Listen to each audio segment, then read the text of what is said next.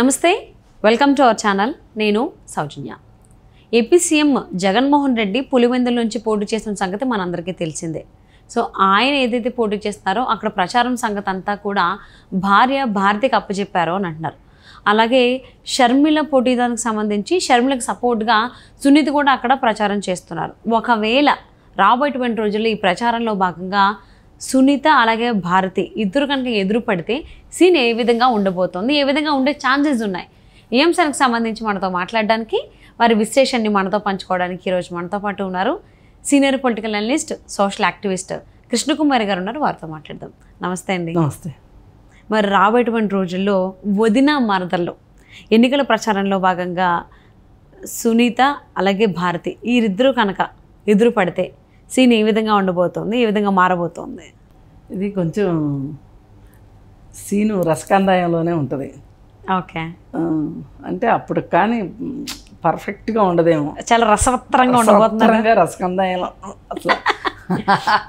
ఎందుకంటే కొన్ని తలుచుకుంటే మనకు అలా అనిపిస్తుంది. అసలు మనం కొంచెం గనక చరిత్రలోకి వెళ్తే అసలు సునీతకిను జగన్మోహన్ రెడ్డికి ఎక్కడ చెడింది అనేది కూడా ఆలోచించుకుంటే ఆ విషయంలో కూడా భారతీ పాత్రే ఉంది. ఓకే. మీరు ఒక 12-13 సంవత్సరాల క్రితం కనుక వెళితే అసలు వీళ్ళిద్దరూ హాయిగా అమెరికాలో ఉండేవాళ్ళు. సునీత హస్బెండ్. సునీత హస్బెండ్ ఒక సాఫ్ట్వేర్ కంపెనీలో ఉండేవాడు. ఆయనకు ఉండేది సాఫ్ట్వేర్ కంపెనీ. ఈమెమో డాక్టరు. సరే వచ్చిన తర్వాత ఆయన సాఫ్ట్వేర్ కంపెనీ చూసుకుంటున్నారు, ఈవిడేమో అపోలో హాస్పిటల్లో ఉద్యోగంలో చేరింది. అయితే ఆ సందర్భంలో జగన్ అక్రమాస్తుల కేసుల విషయంలో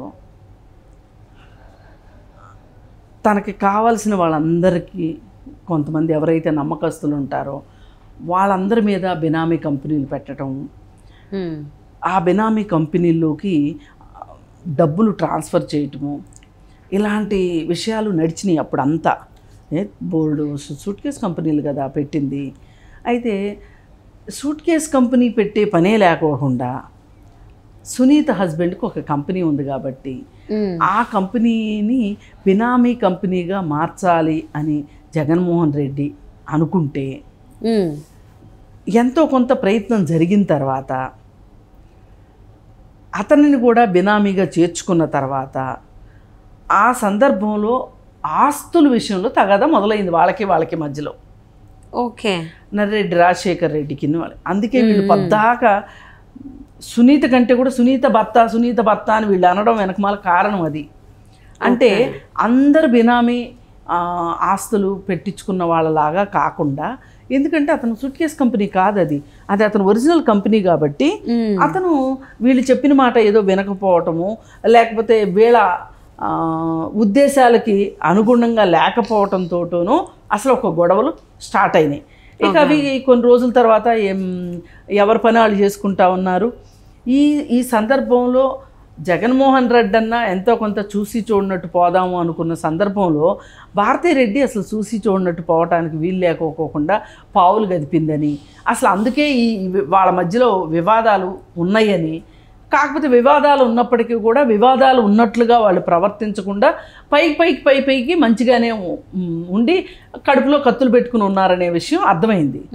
ఇప్పుడు వివేకానంద రెడ్డి హత్య జరిగిన తర్వాత వాళ్ళు చేశారు అని నమ్మల సునీత. జగన్మోహన్ రెడ్డి అండుకోకి దానికి సంబంధం ఉందని సునీత నమ్మక ఎవరో చేశారు కాబట్టి పోస్ట్ మార్టం కావాలి అని చెప్పి ఆవిడ అది హత్య, పోస్ట్ మార్టం కావాలని కూర్చుంది. సరే పోస్ట్ మార్టంకి వెళ్ళింది, పోస్ట్ మార్టం రిపోర్ట్ వచ్చింది, ఫోరెన్సిక్ రిపోర్ట్ వచ్చింది, కేసు సిబిఐకి వెళ్ళింది, ఏమీ కదలలేదు. అంతకుముందు అంతా జగన్మోహన్ రెడ్డి కోతలు కోసాడు. అసలు చంద్రబాబు నాయుడు సీఎంగా ఉండబట్టి ఆ కేసు ఏమీ కాలేదు, అదే నేను వస్తేనా అది ఇది అని చెప్పి కథలు చెప్పాడు. అలాగే తెలుగుదేశం వాళ్ళ మీదే సునీతను కంప్లైంట్ చేసే విధంగా ప్రోత్సహించాడు, ఒక రకంగా ఒత్తిడి పెట్టాడు, అన్నీ చేసేసాడు. అయిపోయింది కదా. అయిపోయినా కానీ ఆవిడకి ఎక్కడో ఒక చోట ఒక అనుమానం వచ్చేసింది. అసలు ఎందుకు నాకు తెలుగుదేశం వాళ్ళ మీదకి నన్ను ఉసుకొల్పాలని చూస్తున్నాడు జగన్మోహన్ రెడ్డి, అసలు ఈ వెనకమాల జగన్మోహన్ రెడ్డి ఉన్నాడా అనే ఒక అనుమానం వచ్చి ఆవిడ సిబిఐకి అప్రోచ్ కావటము, ఆ కేసులో ఇంప్లీడ్ అవ్వటము మనకు తెలిసి ఆ కథ అంతా మనకు తెలిసింది. ఇక చివరికి ఈమె సాధించింది ఏంటి అంటే అవినాష్ రెడ్డి నోరు తెరిపించగలిగింది. అవినాష్ రెడ్డి బయటకు వచ్చి మాట్లాడాడు మొదటిసారి. అక్కడ దాకా ఆవిడ తీసుకొచ్చింది. మధ్యలో అప్రూవర్లుగా మారటం కావచ్చు, మళ్ళీ రకరకాలు ఎన్నెన్నో జరిగినాయి. ఫైనల్కి మొన్న అవినాష్ రెడ్డి నోరు తెరిచాడు. ఎంతో కొంత ఆమెకి ఒక ఆత్మతృప్తి. అయినా ఆమె అంతటితో ఆగకుండా ఈ పోరాటాన్ని మట్టుకు ఆపదు. అయితే ఇంతలో ఎలక్షన్లు వచ్చేసినాయి.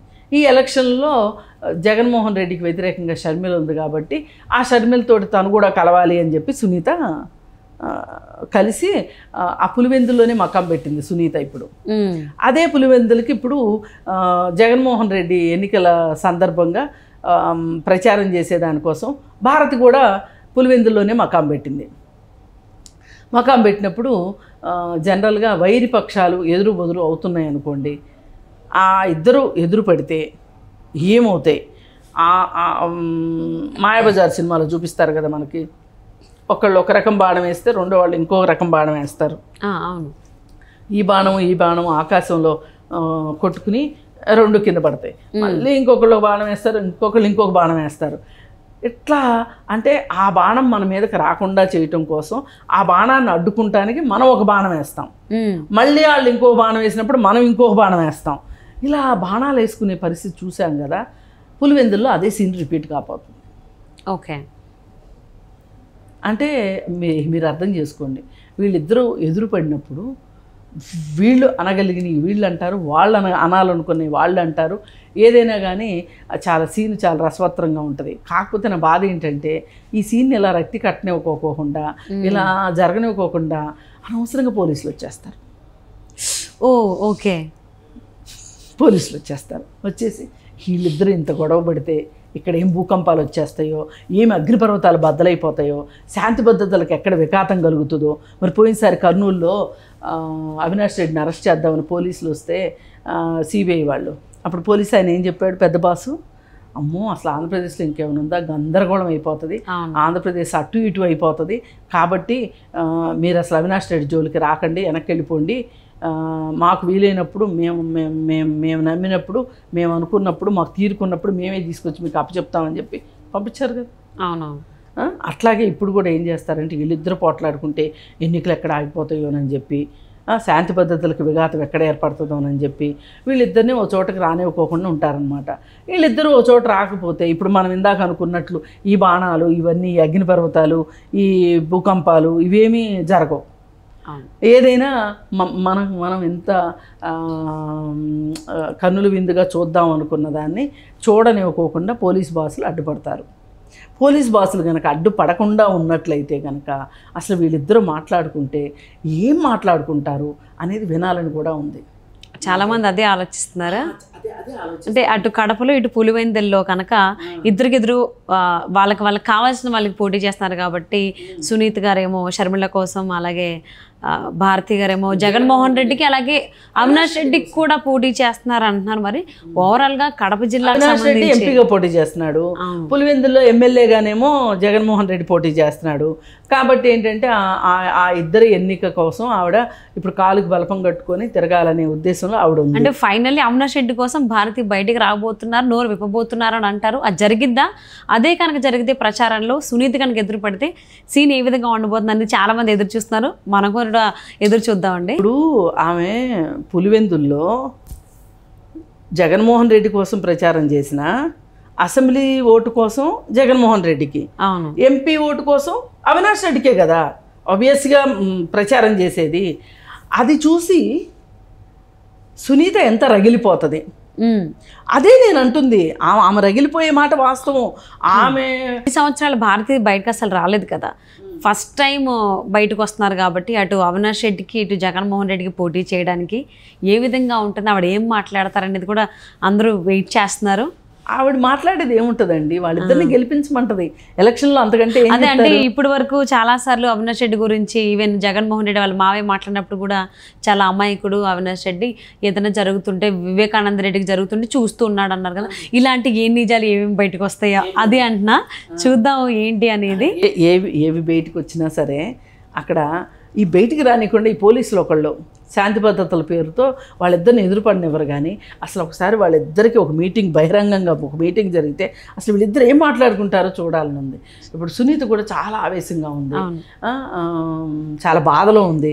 ఎవరికైనా ఉంటుంది, తండ్రి చచ్చిపోతారు, తండ్రిని చంపితే బాధ ఉంటుంది కదా, కోపం ఉంటుంది, ఉక్రోషం ఉంటుంది, పైగా వీళ్ళు ఇంత డ్రామా ప్లే చేశారనే బాధ ఉంటుంది. అన్నిటినీ మించి అయిన వాళ్ళు ఇలా చేసిందనేది ఒక బాధ ఉంటుంది ఫస్ట్ బయట వాళ్ళ కంటే. వేరే విషయం. ఇప్పుడు ఆవిడకి చంపింది